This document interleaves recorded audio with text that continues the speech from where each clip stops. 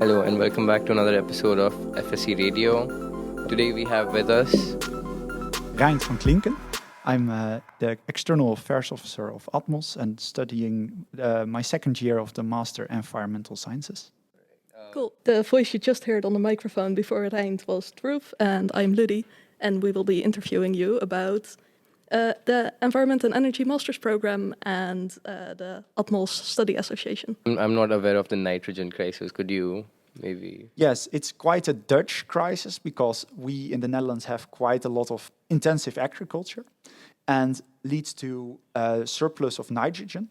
And nitrogen is very useful because it allows crops to grow faster and bigger, and it allows us to have a very efficient agricultural system. We're in the second largest producer in agricultural goods in the world, and then not relatively to anything, but in actual goods in kilograms. First off is the United States of America, and they have so much more land than we do, but still we managed to be second in the world when it comes to agricultural products.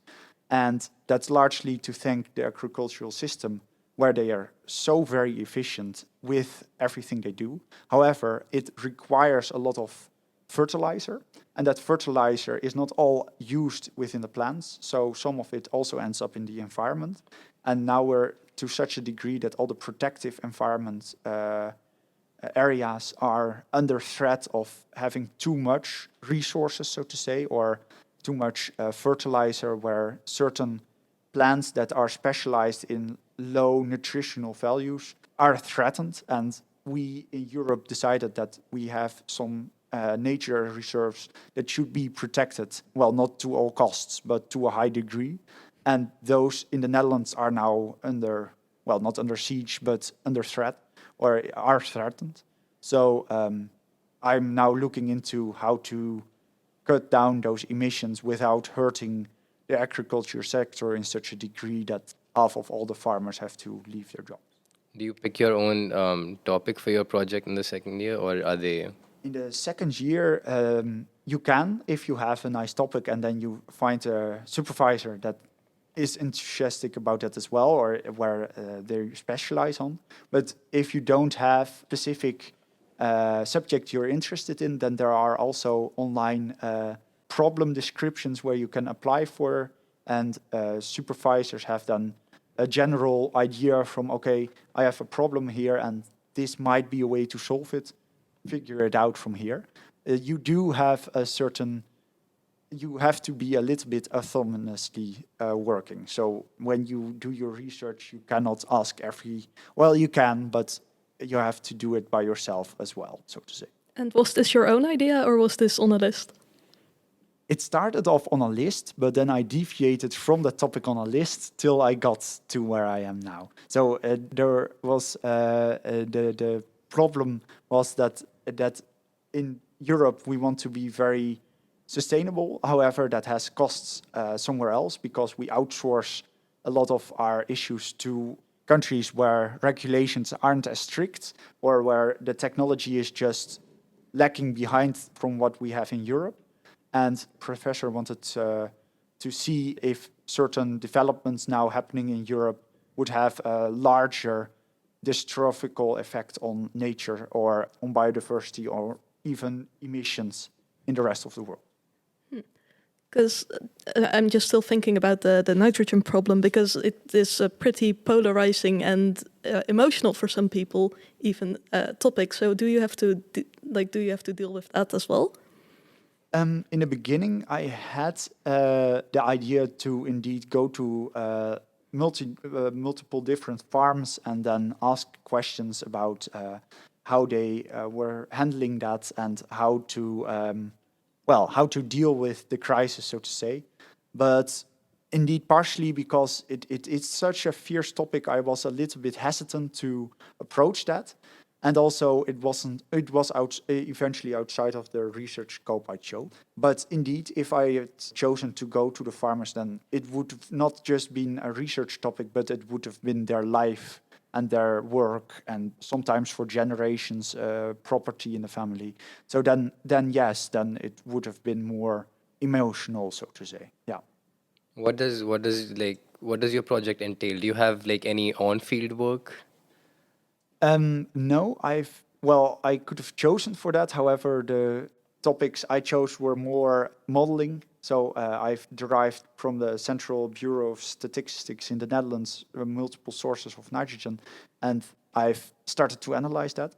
However, I do know someone within my research group who's interested in waste, and she is probably going to observe a lot of waste bins and see what the behavior is of people discarding waste and then asking them a few questions about that. You have a lot of freedom to choose. If you want to do more in the field, so to say, then you can. And there are a lot of different research programs also on engineering. For example, devising a hydrogen fuel cell.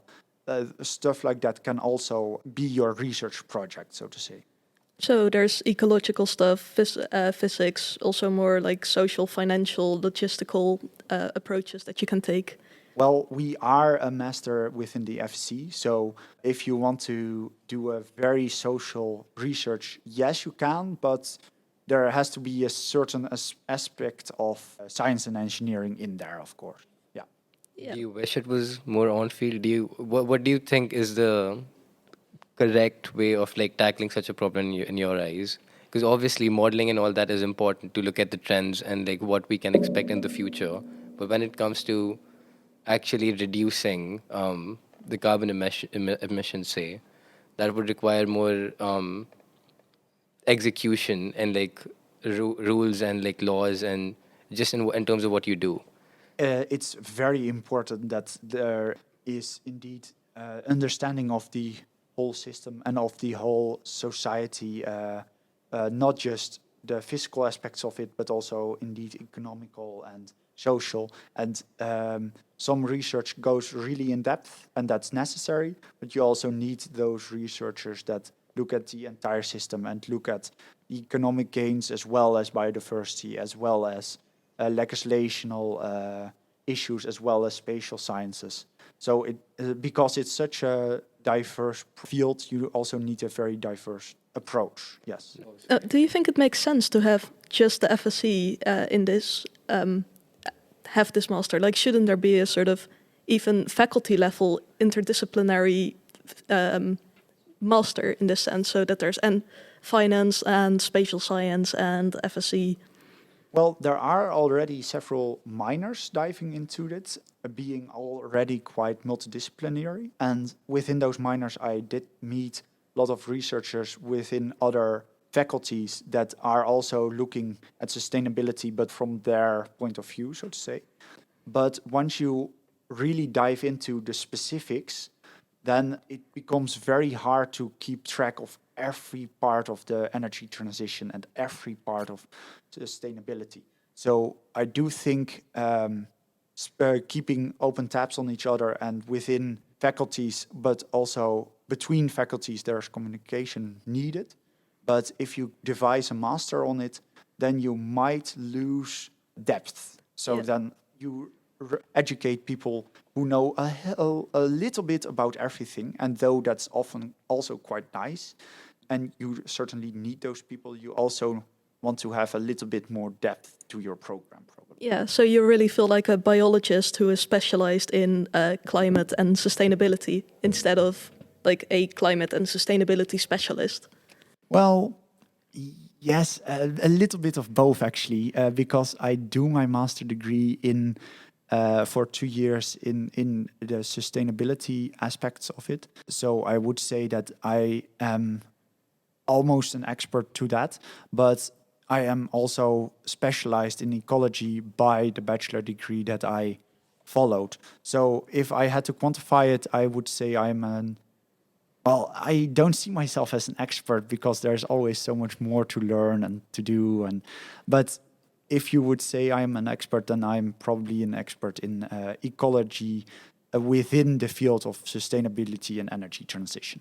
Do you feel that there's enough emphasis on, I mean, obviously it's hard to say it now because we're in a pandemic, but like, do you feel like there's enough emphasis on action from the university's end? Or, because obviously there's a lot of theory and a lot of stuff that you need to know, but is there ever stuff where they like actually like take you on field, or I don't even know if that falls under your expertise, but is there any, do you get involved in any of that? Well, as part of being the board of Atmos, I'm also involved with the Green Office, and I'm also involved in the embassy of the Green Office within the FSC. And there I heard multiple people speaking that within their tracks, within their bachelor degrees, there's almost only one class in their degree or one course they have to follow about sustainability, where everyone is a bit like, meh, it's a bit like ethics. You need to have it, but no one really, or well, some people enjoy it, but not everyone does take it seriously altogether as well. So within within the Green Office, there I heard multiple people saying that they would like to see more sustainability within their degrees. So I do think that's then a good thing to incorporate in more streams within our faculty. However, because I'm myself following this master degree, it should not be more sustainability because it's already almost 100% sustainability related electives. So within my master degree, it's already fine. But within other master degrees and within also my own bachelor, it would be nice to have a bit more of that matter in there. Dhruv, was there attention to sustainability in your physics program? Yeah, we had an ethics course. just ethics, no sustainability. We did not have, not really, no. Yeah. But I mean, we were more concerned with the theory of just how like things work, not as much about what's happening. And like it wasn't. I guess it wasn't up to date in terms of what like there's a need for. But there we do have an energy and an environment track that you can go into if you are interested in this particular field, which he brings up a lot. You get people from different fields, obviously from physics, and like what did it ever surprise you? Obviously, you said that you have people from economics talking about sustainability. Did it ever surprise you the type of stuff that like you see tie into sustainability as you learned about it?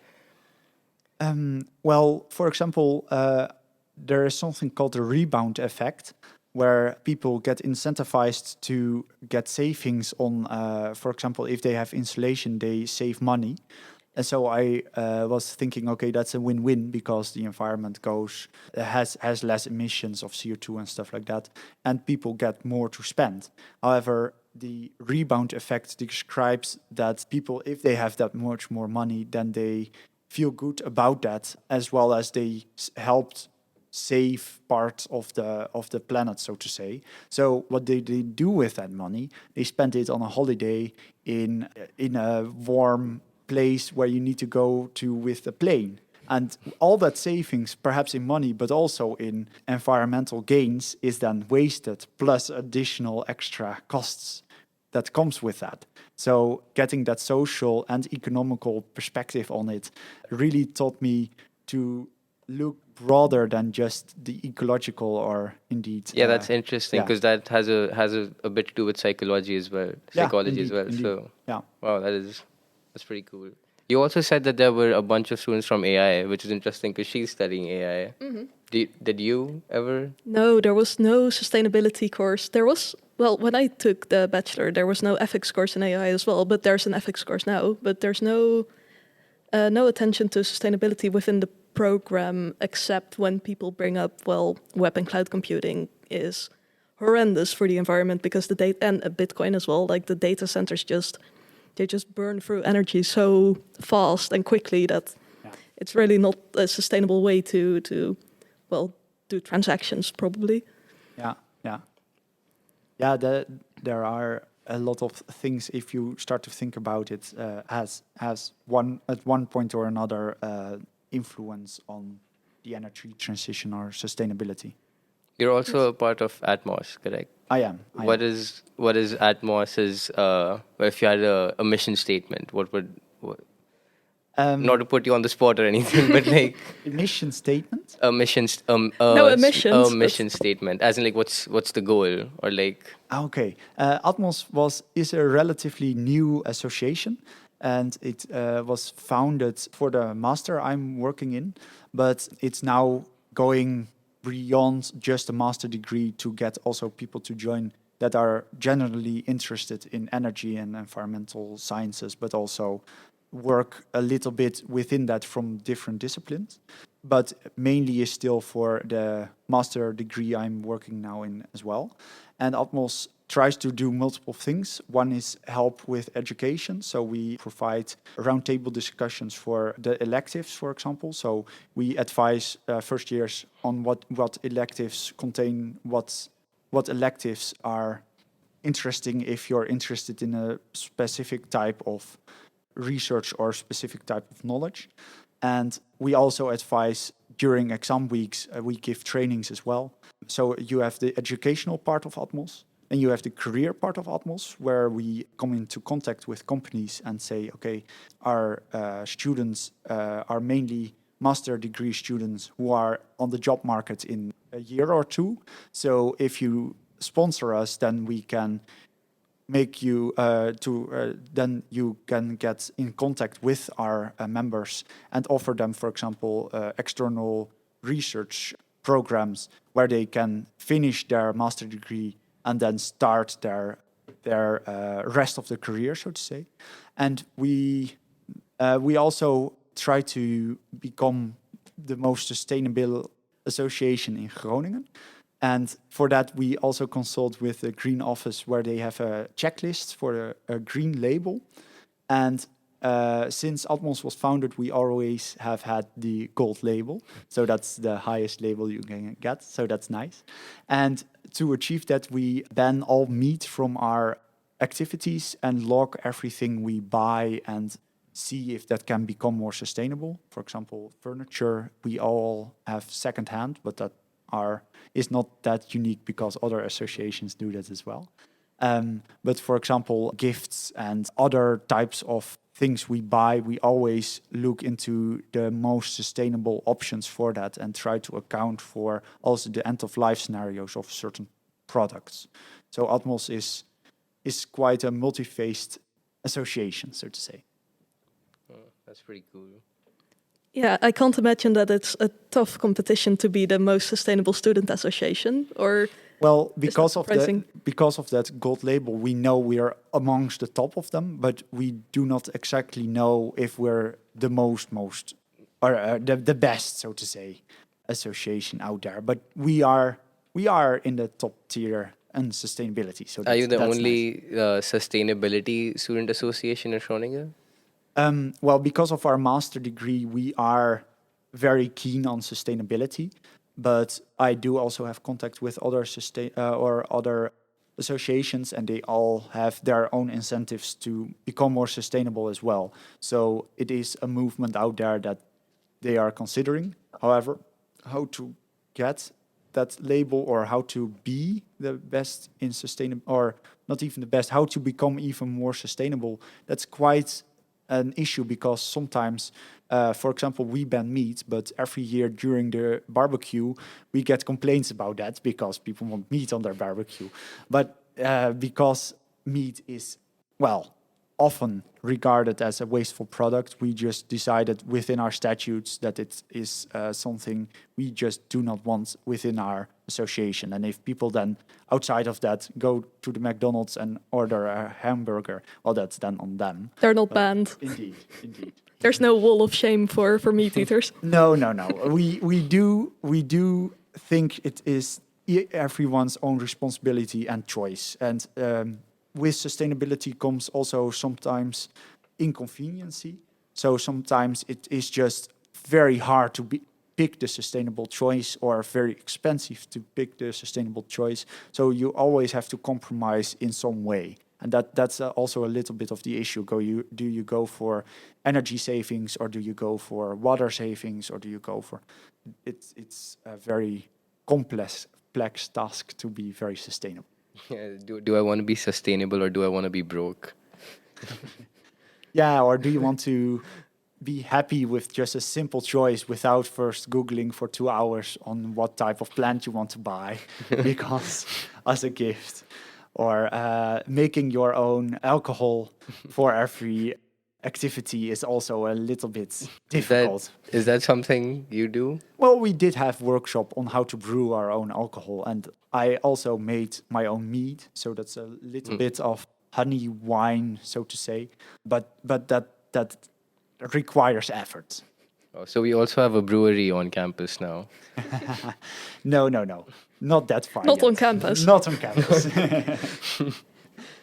I think we should give you a choice because we have some questions prepared about like Is there anything you want to Oh, ask yeah, and- yourself? Or is there anything you want to talk Yeah. about yourself? Anything that, is important to you maybe? yeah. Yeah, well, we covered almost everything already. It's a very complex story, so there is no one good way of solving, even on a national level or on a personal level. So don't get discouraged too much with the negative side of it, because when I was a child, that was all I could see. And speaking about climate anxiety, that is something I felt for quite a long time when I was a child. But just those little steps you can take to improve the area around you and to improve your own way of living, and not to forget it and not to let the people around you forget it, but also not to delve too much into anxiety and thinking that everything is going to hell someday.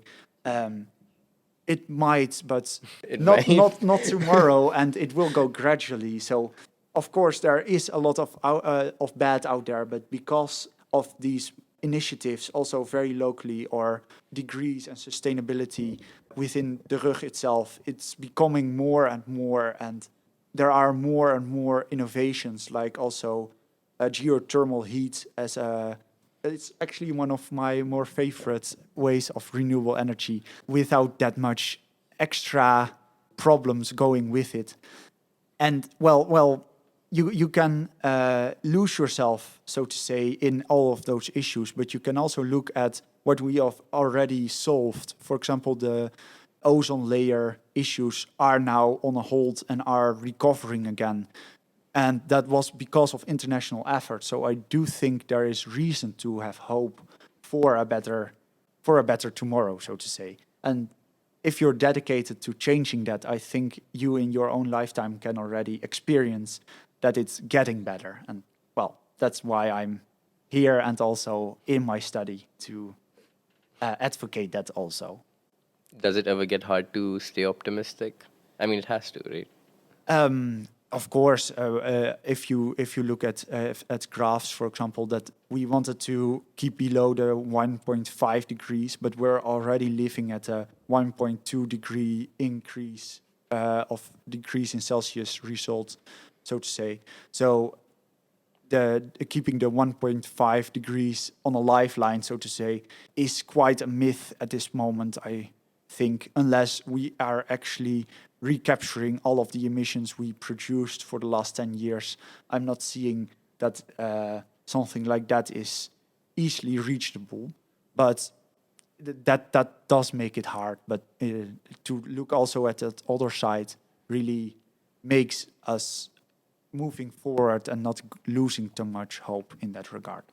Yeah, because I did some research about climate anxiety, and I saw that one of the things that characterizes it is like a sense of loss. So that you look outside, and I know that I experienced that when I went to on holiday with my family to a glacier, so to the mountains, and my parents had been there like 30 years ago, and they were like, and then they remembered like this very impressive glacier, and then they got there, and it was like there was a bit of snow, and that was it. So that is not my personal sense of loss, but it is a sort of sense of yeah, sort of. And I sort of am scared that will keep happening and keep happening to me and to like everyone around me. Do you also have that sense of loss in that sense? I was on a holiday about 3 years back with an interactive group holiday, so to say, and we paid a guide to in Slovenia to indeed also visit glacier. And we were walking there, and the guide said, well, 3 years ago we were now walking on ice, but we weren't walking on ice, we were walking on pebbles and on just ground, so to say. And then we got to the glacier, and it was the size of a shed, a big shed. And just 4 years ago, it was kilometers in length and was white. This was a shed made of ice, but it was dirty and it was melting. And in 2 years, probably now already, it's gone. So yes, I do also experience that kind of loss and that sense of that matters are melting away, quite literally. On the other hand, I do tend to, within my own research and within hopefully a job within this area, hope to counteract that in the future. Yeah, so maybe people in the future will walk through those nature reserves and they will see I don't know the specific plants, but they will see one of those nutrient-poor plants and they can be like, oh, my grandparents studied this. Yes, and it's now not threatened anymore. Yeah. That would be nice. Yeah. That would be nice. That's the goal. That's the goal. Also, the goal is to actually walk on a glacier still. Yes. But an actual glacier this time. Not a shed. Not a shed. So thank you for your interesting words about your program and the future and your optimism and your research. Thank you for the invitation and see you next time. Yes. Bye-bye. Bye-bye.